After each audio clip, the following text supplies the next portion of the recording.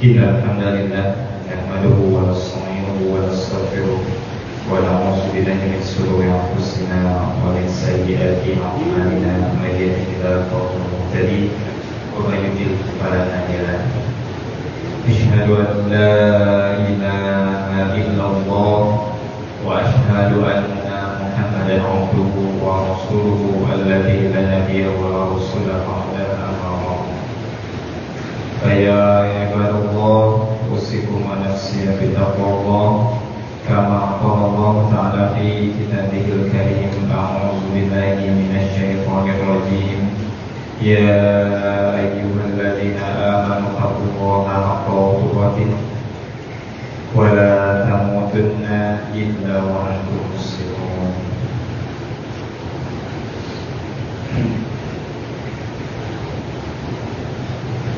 اللهم آت نفوسنا تقواها وزكيها أنت خير من زكاها أنت وليها ومولاها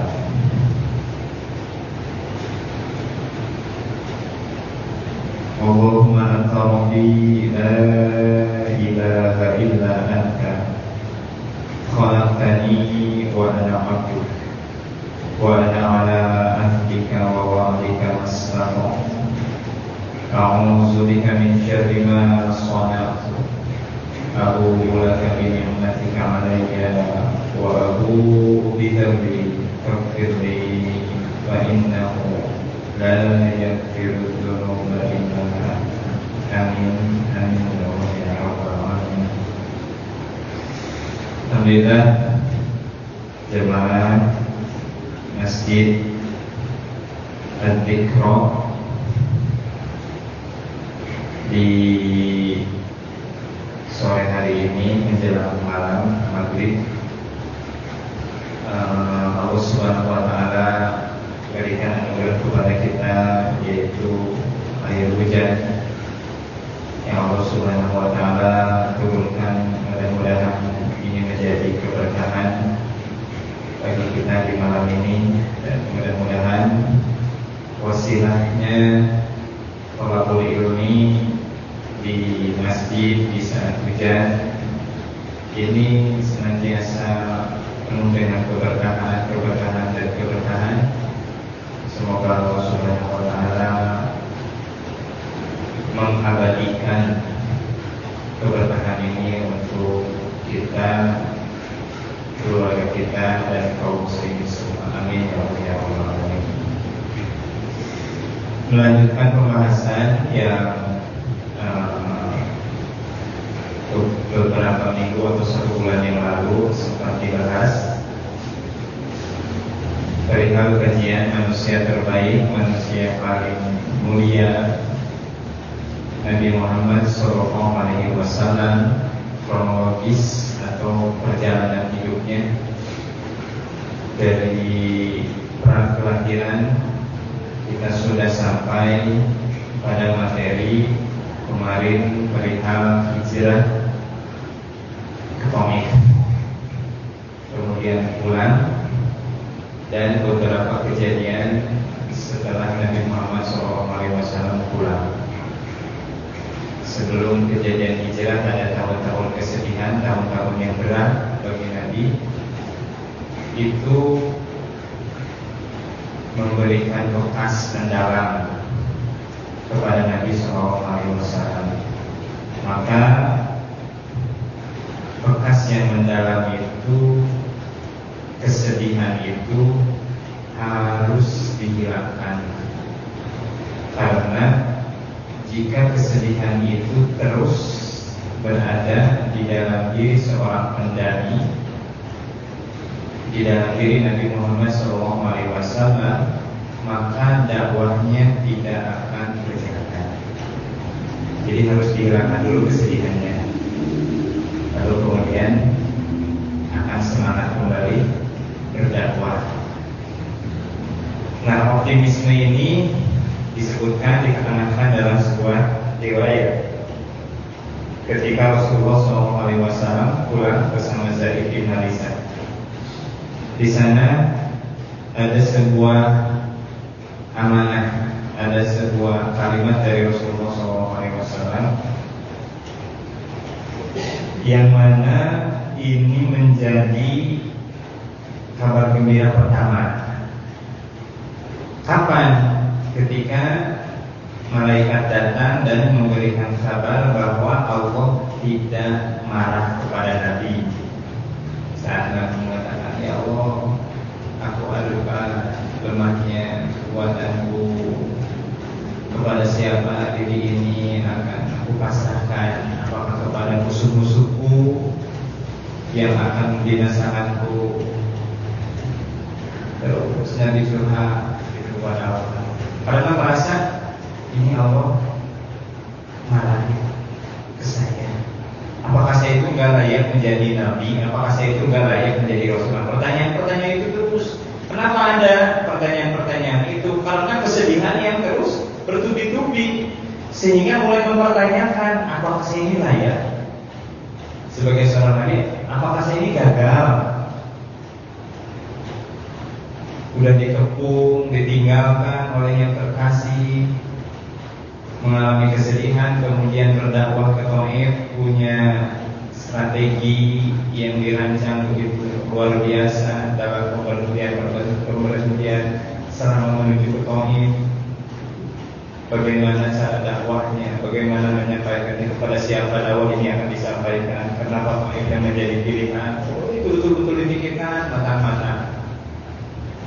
Lalu kemudian ditolak, dilempari batu, dihina, sampai hendak dibunuh Nabi SAW. Karena pemimpin mereka tahu bahwa Nabi Muhammad itu tidak berbicara kepada kaumnya tentang kepergiannya ke Taif. Jadi kalau kaumnya mencari pun gak ada yang tahu kemana Nabi Muhammad. Kalau dibunuh sekarang pun gak akan ada yang tahu, gak akan ada yang membalas kalau gak ada yang tahu. Karena memang kenapa Nabi Muhammad itu tidak dibunuh oleh kaum kafir Quraisy pada saat itu? Ya karena takut dibalas oleh Bani Hashim beserta alainya, beserta sekutu-sekutunya. Nah, karena kesedihan-kesedihan itu terus datang, maka wahai Zaid, sesungguhnya Allah telah menjadikan jalan keluar yang terlihat di hadapanmu. Sesungguhnya Allah menolong agamanya dan mengangkat nabinya. Ada optimisme ketika malaikat datang. Oh, berarti mungkin ya ini jawaban Allah akan menolong kita. Oh, ini mungkin jawaban bahwa ya saya ada nabinya Allah dan saya akan ditolong oleh Allah. Nah, mulai ada optimisme itu. Lalu kemudian di tengah optimisme itu Nabi SAW kemudian berjalan, bertemu dengan Adas, bertemu dengan sekelompok jin yang kemudian masuk Islam dan kemudian masuk ke Mekah kembali dengan bantuan Bani Adi seperti yang kemarin dikisahkan. Nah, setelah itu Nabi Muhammad SAW mendapat anugerah dari Allah Subhanahu Wa Taala berupa Isra Mi'raj. Dalam buku fikih sirah Ramadan Al-Buti itu menyebutkan bahwa Isra Mi'raj itu terjadi sekitar 18 bulan setelah Taif. Pergi ke Taif di bulan Syawal, kemudian pulang lagi 18 kemudian itu Isra Mi'raj. Tapi ada yang mengatakan tidak lama setelah itu, tidak lama setelah pulangnya Nabi dari Taif ke Mekah, lalu Allah Subhanahu Wa Taala kemudian memberikan anugerah Isra Mi'raj. Nah, terjadi beberapa pendapat tentang kapan pastinya Nabi itu Isra Mi'raj. Loh, Ustaz, di kalender itu tanggal di bulan Rajab itu pendapat. Jadi dan kenapa Ustaz kok disepakati seolah-olah disepakati bahwa tanggal itu adalah tanggal Isra Mi'raj? Karena butuh momentum. Isra Mi'raj ini momentumnya hebat, bisa membangkitkan semangat. Maka ketika ada satu bulan atau satu hari di mana momentum itu kemudian dikuatkan, semoga bisa menguatkan kembali keimanan dan semangat perjuangan para pejuang Islam gitu. Maka dikukuhkanlah dari beberapa pendapat itu di antaranya di bulan Rajab. Nah, saya tidak akan membahas kenapa kok di bulan Rajab bisa, kenapa nggak di bulan yang lainnya. Oh, itu banyak perselisihan. Nah, mau tanggal berapapun, tapi yang disepakati oleh para ulama bahwasannya Nabi SAW hijrah dari Isra dan Mi'raj itu bukan ruhnya saja, tetapi ruh dan jasadnya. Jadi ruh dan jasadnya berangkat. Dalam sebuah riwayat dikatakan satu kendaraan yang disebut buruk lebih besar dari kuda, lebih kecil dari begal, binatang yang besar, kuda agung. Dimisalkan seperti itu, tapi bukan berarti itu kuda gitu. Kuda sesuai jangan gitu, Pegasus berangkat enggak. Intinya Nabi SAW bersama malaikat Jibril itu menaiki satu kendaraan. Kenapa? Karena Nabi membutuhkan itu. Nabi membutuhkan kendaraan untuk Isra Mi'raj itu.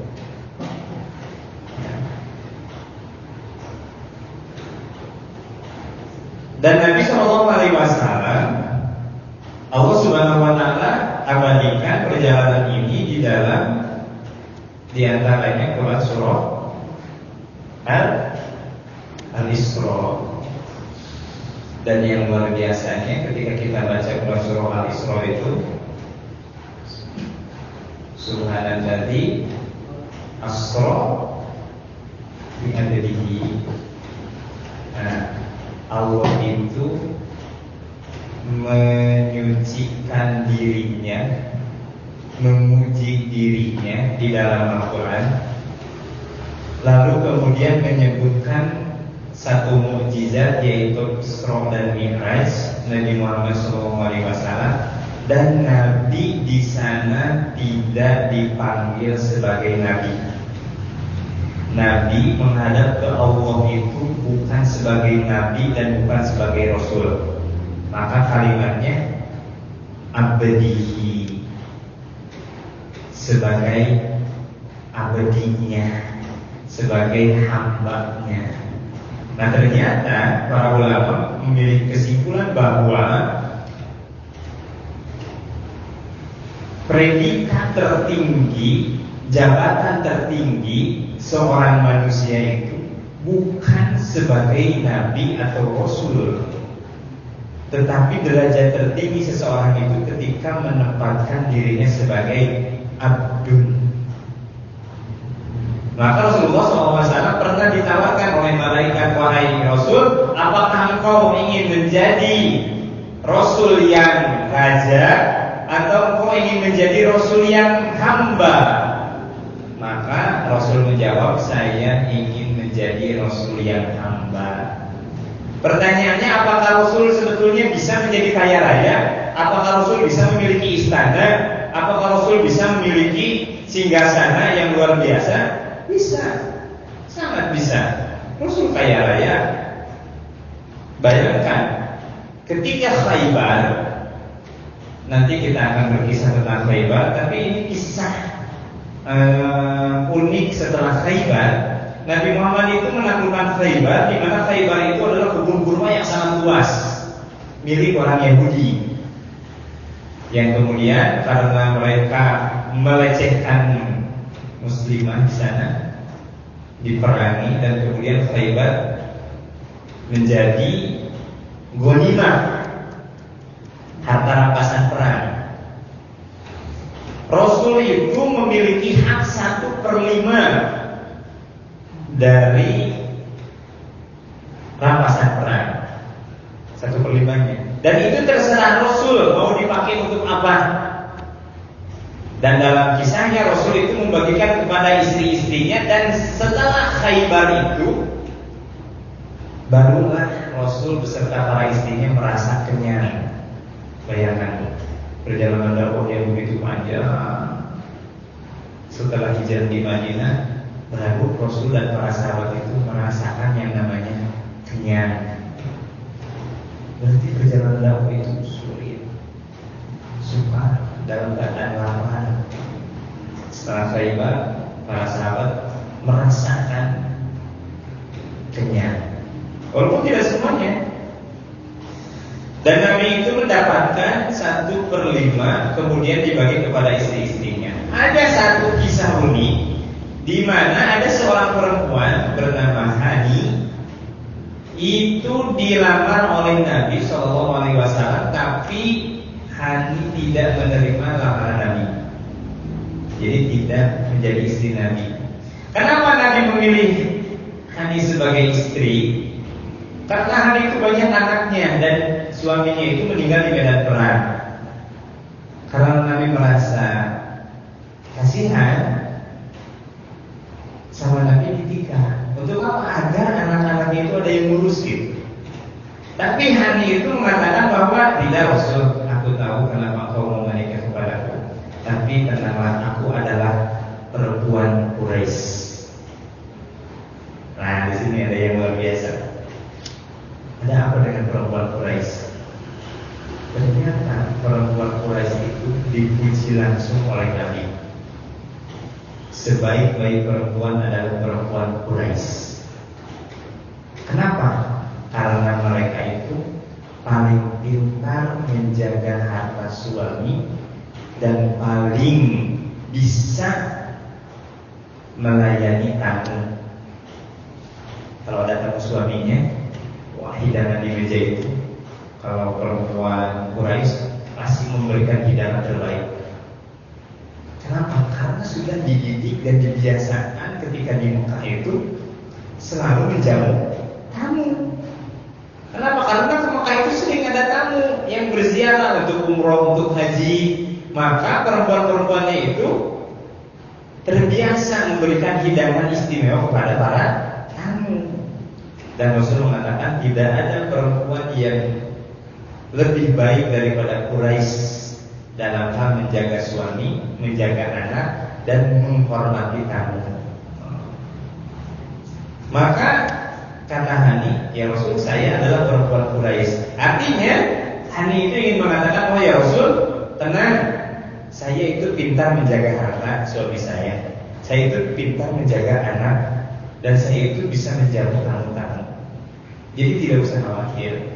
Dan Rasul pada saat itu ketika menang Khaybar itu Rasul kasih, kalau dikilogramkan itu sekitar 60 ton kurma kepada Hani yang bukan istrinya.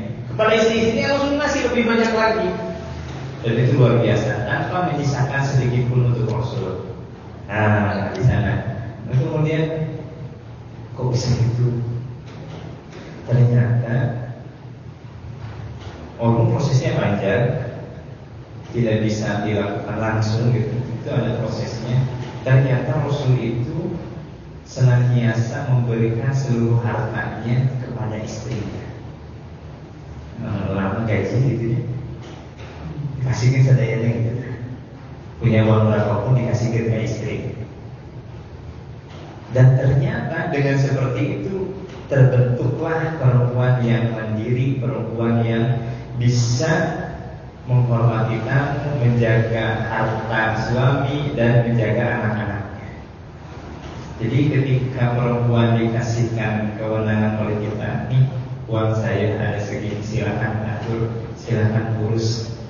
Kita ada tamu datang ke rumah, pasti akan dibahagiakan. Kita suaminya punya teman datang ke rumahku, itu pasti akan digembirakan, akan dibahagiakan, disuruh anak gitu. ketika si suami itu menyerahkan semua uangnya untuk istri. Kenapa? Karena ternyata istri itu lebih peka. Tapi ketika dijatah misalkan, tadi yang bagus sakit itu, tadi yang ini sakit, tadi ini sakit. Ketika ada tamu datang, di sini tuh itu bagian suami. Saya mau dikasih uangnya buat ini, nggak ada jatah buat tamu. Nah itu, sehingga perhitungan. Ketika perempuan sudah perhitungan, itu maaf ya, bukan jelek. Tapi ketika perempuan sudah perhitungan, tidak mengandalkan rasa, tapi mengandalkan rasio, berarti bengkoknya perempuan itu jadi masalah. Kan perempuan itu bengkok dari tulang rusuk. Rasul mengatakan bahwa karena akalnya yang terbatas, maka disebutnya bengkok. Dan jangan diluruskan, nanti patah. Dan patahnya itu adalah perceraian. Tapi gimana terus semua dianggap bengkok, dinikmati kebengkokannya gitu. Jadi dinikmati kebengkokannya. Kita nikmati bengkoknya perempuan gitu. Dan diantaranya dengan dikasih kepercayaan, dan itu langsung menikmati, insyaallah. Nah, itu sekilas tentang bahwa Nabi itu bisa saja menjadi orang yang kaya, bisa. Tapi Nabi lebih memilih menjadi Nabi yang hamba. Karena sahabat itu pernah menawarkan untuk membangun istana untuk Nabi. Para sahabat menawarkan, ya kamu seperti ini, aku bangunkan istana untukmu. Tidak. Bahkan ada yang pernah kirim kasur ke Rasulullah SAW. Kirim kasur karena terlihat ada bekas apa? Kalau Pak Kurma nempel di kaki Nabi, maka para sahabat, aduh, ya Rasul bobodina sama menurut gitunya. Dari kalau Pak Kurma carikan kasur terbaik, simut terbaik untuk Rasul. Rasul nggak diterima. Aku lebih memilih menjadi Nabi yang hamba. Jadi itu pilihan Nabi, bukan karena Nabi miskin, enggak gitu. Tapi Nabi memilih memposisikan diri seperti itu. Nah, maka ketika diangkat oleh Allah Subhanahu wa taala disebutkan pangkat terbaiknya yaitu sebagai seorang hamba. Nah, maka kita bisa lihat di sana Isra itu adalah perjalanan Nabi Shallallahu Alaihi Wasallam dari Masjidil Haram ke Masjidil Aqsa. Ini gambar saya diambil dari DT Peduli. Alhamdulillah. Nah, perjalanan dari Masjidil Haram ke Masjidil Aqsa itu kurang lebih 1239 kilometer. Coba dari sini ke Pangalengan itu kurang lebihnya. Nah, ya paling nyampe, paling kalau dihitung segala halnya gitu, katakanlah 40 km. Bayangkan 40 km dari sini ke Pangalengan. Itu untuk membandingkannya. Ini 1239 berapa kali lipatnya? Dan itu sangat jauh. Dan Masjidil Aqsa itu ada di negeri Syam. Ada di negeri Syam. Palestina itu masuk Syam, tanah Syam. Dan Nabi SAW diberangkatkan oleh Allah Subhanahu wa taala ke Masjidil Aqsa. Di sana Nabi SAW sholat 2 rakaat.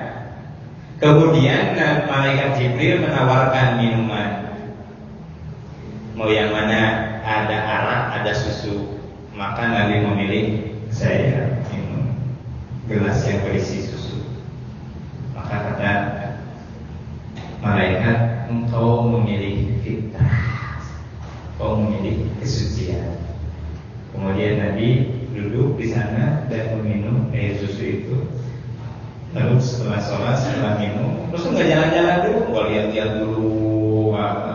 Hanya sholat saja, sehingga untuk sholat. Kenapa dibawanya ke sana? Karena nanti yang akan menjadi tujuan dakwah Nabi itu setelah beres di Mekah, setelah beres di Madinah itu nanti akan ke atas. Kemana? Ke atas itu dari Jazirah Arab naik ke atas itu sampai ke Palestina. Ketika Palestina itu dibuka, maka ke bawahnya Palestina itu pintu gerbang menuju Mesir, dan Mesir itu adalah pintu gerbang Afrika. Afrika mulai dikuasai dan tujuan pertamanya adalah Palestina, dan Palestina itu ternyata adalah negerinya para nabi. Maka Nabi Muhammad itu ingin kembali ke tempat asalnya. Ke tempat asalnya karena Nabi Ismail itu lahir di Palestina. Nabi Ismail itu lahir di Palestina, dan Nabi Muhammad adalah salah satu dari keturunan Nabi Ismail dan Nabi Ibrahim alaihissalam. Dan mereka hidup di Palestina, hidup di Palestina. Kemudian Allah perintahkan ketika Nabi Ismail alaihissalam lahir untuk dibawa ke Makkah itu. Jadi asalnya di Palestina, dan Nabi Ibrahim itu dalam sejarah disebutkan sekitar 4 kali menemui Nabi Ismail, hanya 4 kali ketemu sama Nabi Ismail itu dari Palestina ke Mekah. Nah itu perjalanannya jauh panjang. Apalagi dulu itu nggak ada kendaraan kecuali naik unta atau naik kuda. Maka setelah singgah di Masjidil Aqsa, kemudian Nabi Muhammad SAW diangkat naik pertama sampai langit pertama, dan di sana ketemu Nabi Adam alaihissalam. Lalu maka di sini terlihat ada beberapa lapis langit, 1, 2, 3, 4, 5, 6, 7. Ada 7 lapis langit, sebagaimana juga yang disabdakan oleh Nabi tentang 7 lapis langit. Bagaimana Al-Quran juga mengatakan tentang 7 lapis langit. Setiap langit itu ada penjaganya dan ada nabinya yang tinggal di sana, yang disebut dengan dalam Al-Quran itu Quran surah Al-Mutaffifin,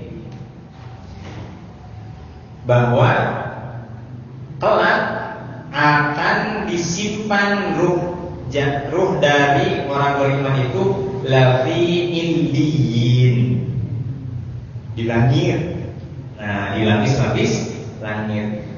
Setiap orang yang meninggal, setiap orang yang meninggal itu ruhnya akan disimpan di indiyin.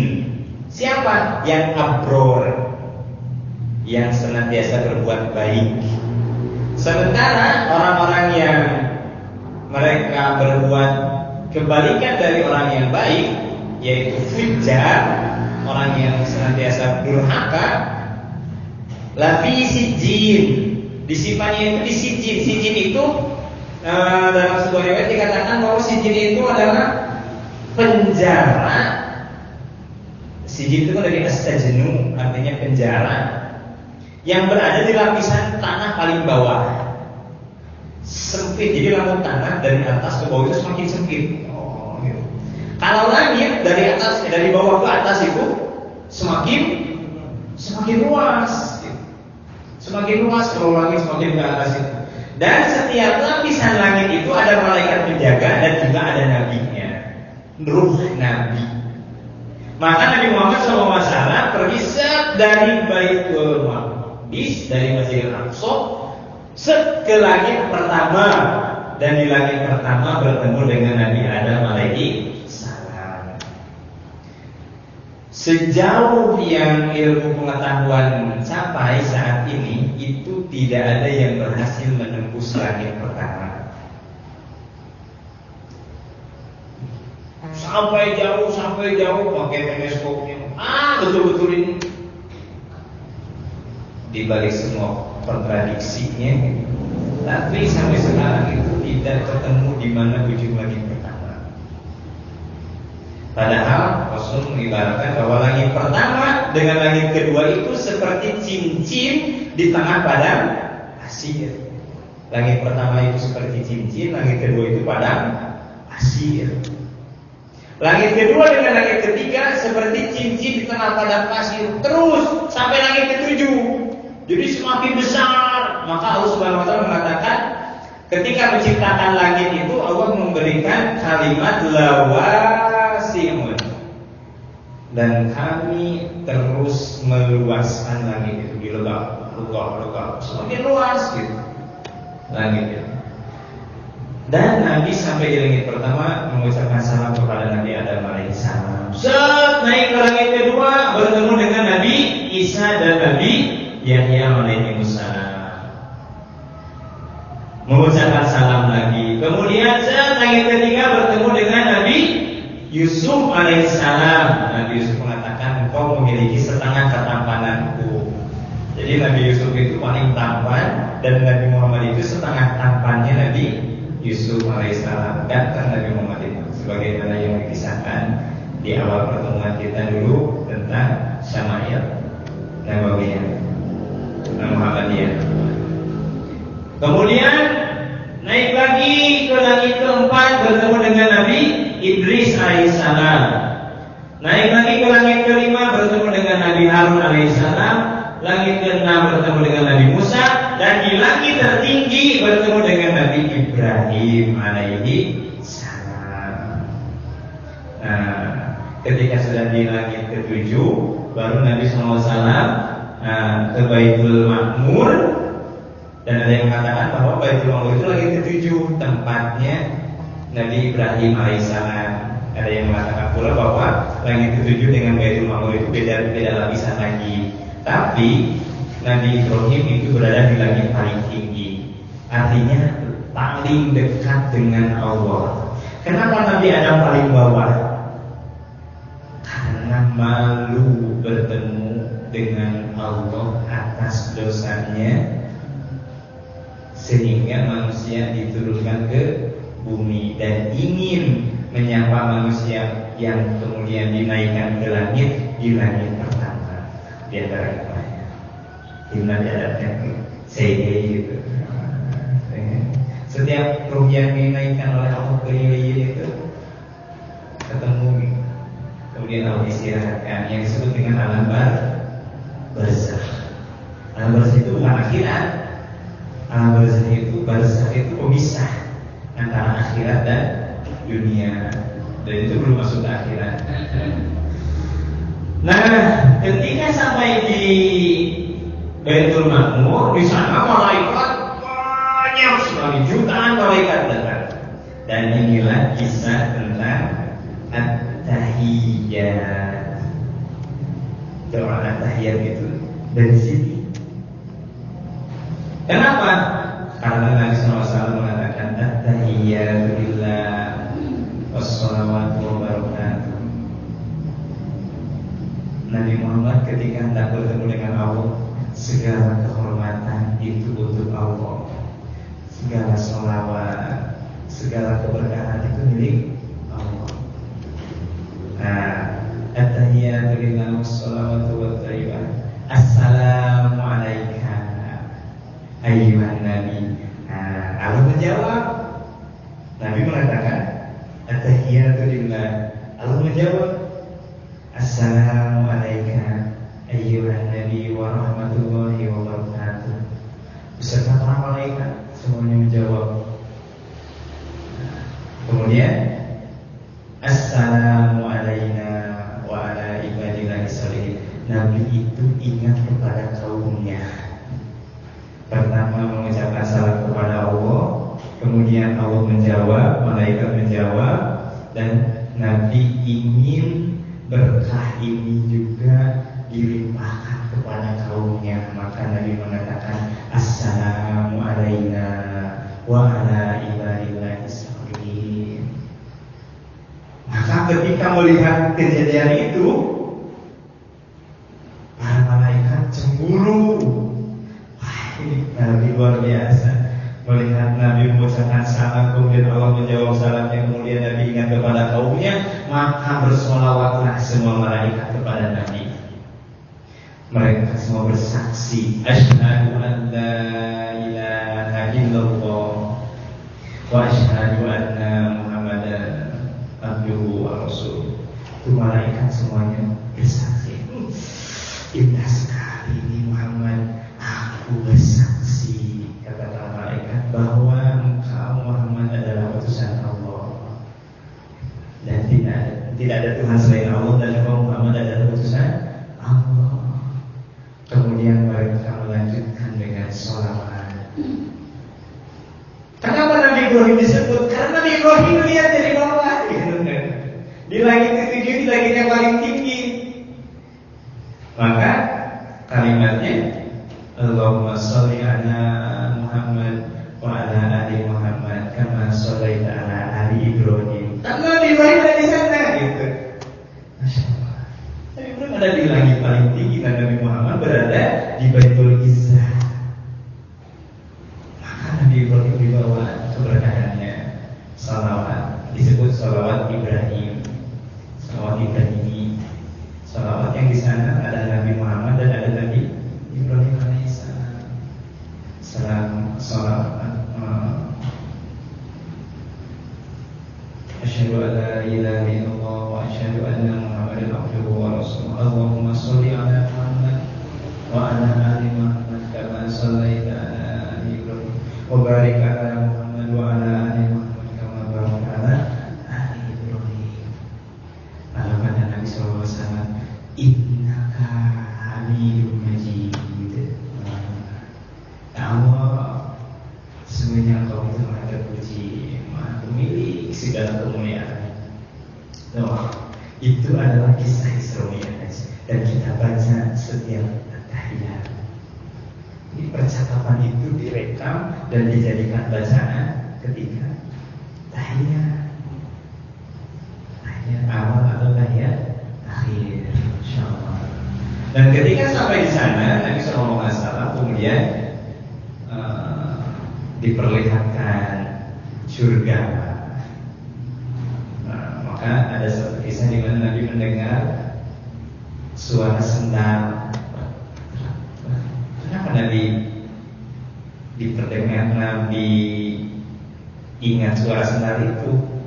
Karena ternyata rumah Nabi, ini rumah Nabi, ini mimbar Nabi, dan ini adalah pintu masuk menuju Masjid Nabawi. Kalau sekarang itu ada namanya Gate Bilal. Itu dekat dengan rumah Nabi. Dan Nabi itu senantiasa mendengar suara sendalnya Bilal ketika masuk masjid. Dan Bilal itu masuknya selalu lewat sana. Jadi Nabi itu kenal, oh iya Bilal. Itu ya Bilal masuk masjid, Bilal udah masuk masjid gitu. Maka ketika di surga, Nabi suara sendal. Ini suara sendal Bilal, saya tahu gitu. Maka kata malaikatnya, Bilal masuk surga.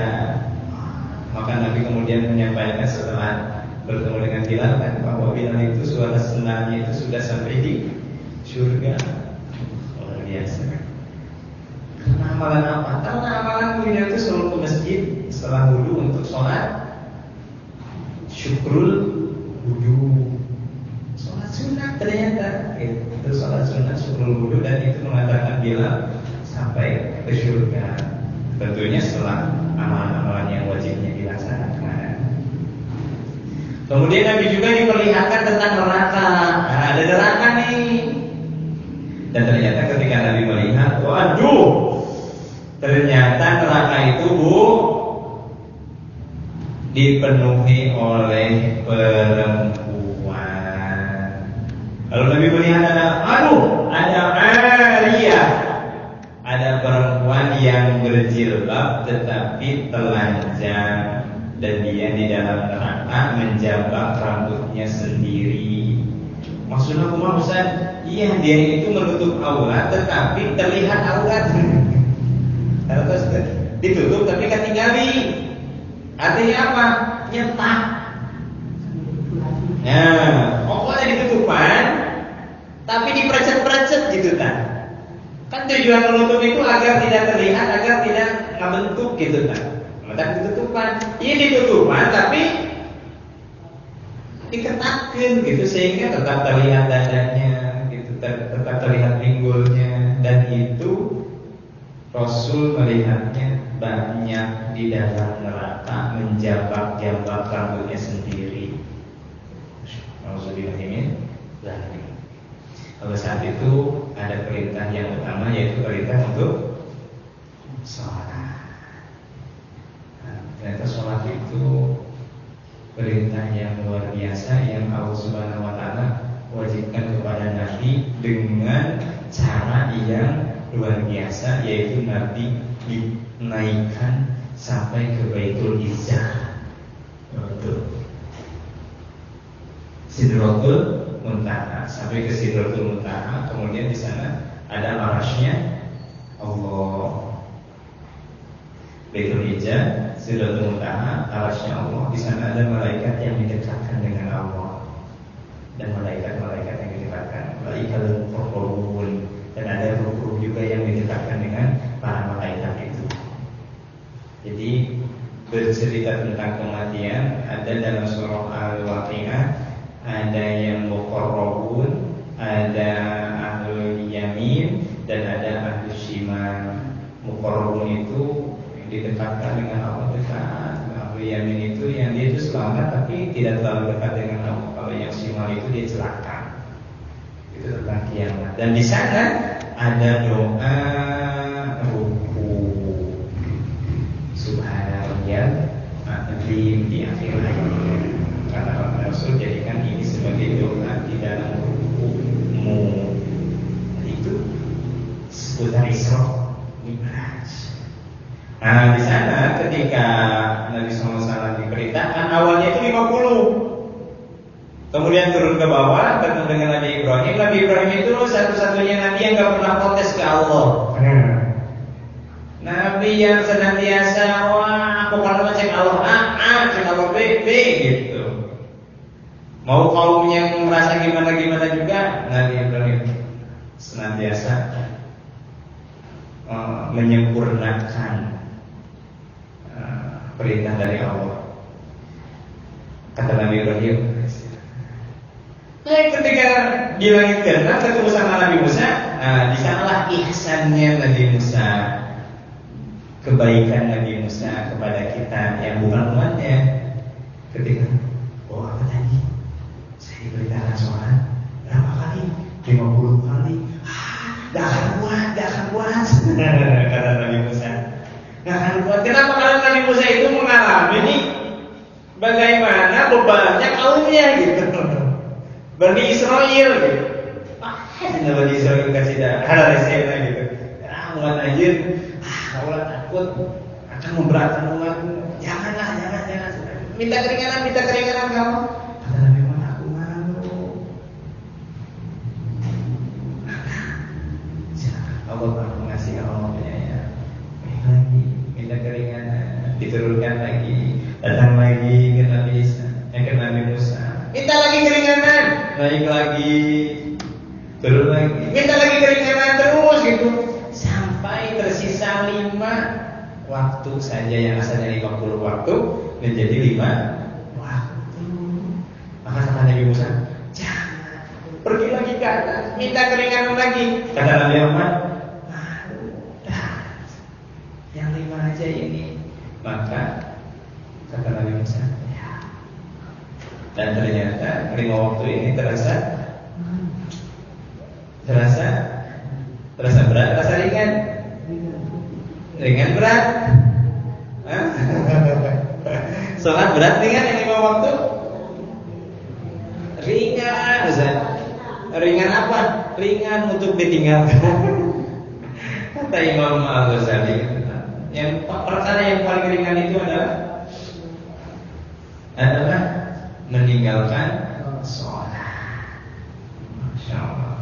Lalu kemudian Nabi SAW turun ke bawah. Turunnya kemana? Apakah langsung ke Mekah? Ternyata tidak. Nabi SAW kemudian turun lagi di Masjidil Aqsa. Dari Masjidil Aqsa ini baru kemudian Nabi ke Masjidil Haram. Kenapa ke Masjidil Aqsa lagi? Kenapa nggak langsung itu Allah ke Masjidil Haram kan? Ternyata banyak sekali hikmahnya di sana. Nabi SAW bertemu dengan para nabi dan ternyata semua nabi ini adanya di Palestina. Maka Nabi ketika sudah sampai ke atas dan mengetahui semua para nabi ini berasal dari Palestina, Nabi ingin bersyukur dan pulang ke bawah lagi dan bersyukur di sana. Dan Nabi mengatakan, saya ingin Palestina ini merdeka. Kenapa? Karena pada waktu itu dalam tangan Romawi, ada di tangan Romawi. Kemudian Nabi SAW pulang lagi ke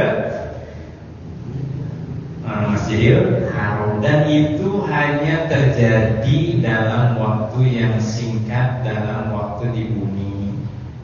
Walaupun perjalanan yang panjang dan jauh, dan itu singkat saja, hanya semalam saja. Maka Nabi SAW di pagi harinya itu bercerita kepada kaumnya tentang perjalanannya Isra Mi'raj. Apa yang terjadi oleh kaumnya? Ternyata kaumnya mengolok-olok Nabi. Sudah tinggal gua liur sedikit. Jika Nabi lupa-lupa sama ke Masjidil Aqsa. Umar asal sakutin ke Masjidil Aqsa. Wah, banyak. Kemudian ada orang yang mengatakan, datang ke Abu Bakar. Abu Bakar tahu nggak? Nih temanmu itu bilang bahwa dia itu tadi malam katanya ke Masjidil Aqsa ke Palestina.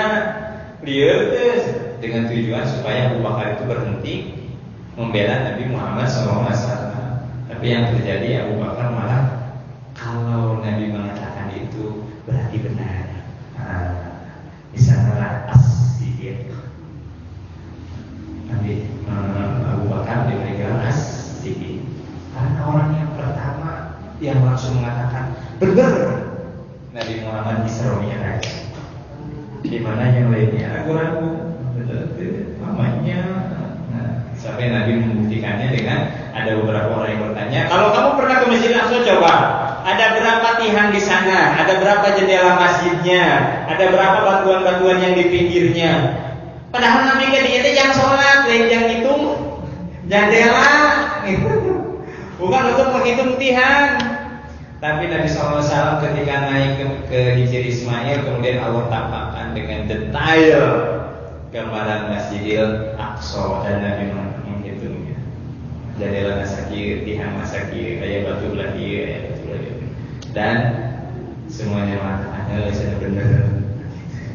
Padahal semuanya tahu bahwa Nabi itu belum pernah ke Masjidil Aqsa. Berarti benar Isra Mi'raj itu. Kata kaum kafir Quraisy pada saat itu. Itu barangkali sepintas tentang Isra dan Mi'raj. Dan salah satu anugerah dari Allah yaitu adanya sholat. Kenapa sholat? Karena Nabi membutuhkan waktu yang lebih lama bersama Allah. Pertanyaannya, apakah dulu ada sholat sebelum Isra Mi'raj? Ada, yaitu sholat ketika matahari terbit dan ketika matahari terbenam. Cuma dua waktu itu, sholat subuh dan sholat maghrib. Kalau dulu ada yang mengatakan bukan maghrib, tapi sebelum maghrib berarti asar. Intinya cuma dua rakaat. Dan Nabi membutuhkan waktu lebih banyak untuk mendekatkan diri kepada Allah. Maka ada 5 waktu, dikasih 5 waktu. Wallahu a'lam bishawab. Mungkin itu yang bisa disampaikan. Subhanakallahumma wa bihamdika asyhadu an la ilaha illa anta astaghfiruka wa atubu ilaik.